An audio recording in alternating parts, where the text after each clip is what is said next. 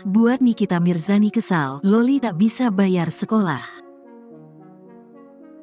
Berita terkini seleb Laura Meizani atau Loli anak sulung Nikita Mirzani tiba-tiba menghapus Antonio Dedola dari namanya. Belum diketahui apa yang menjadi keputusan Loli menghapus mantan suami siri Nikita Mirzani dari nama belakangnya. Padahal sebelumnya Loli terang-terangan pakai nama belakang Antonio Dedola atau Dedola ke namanya.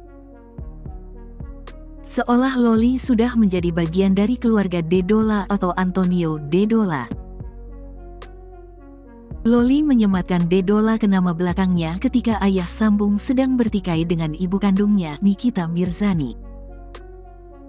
Tidak hanya itu, justru Loli memuji Antonio Dedola, sebaliknya malah menyudutkan Nikita Mirzani. Loli terancam tidak bisa melanjutkan sekolah karena tidak mempunyai uang buat membayarnya.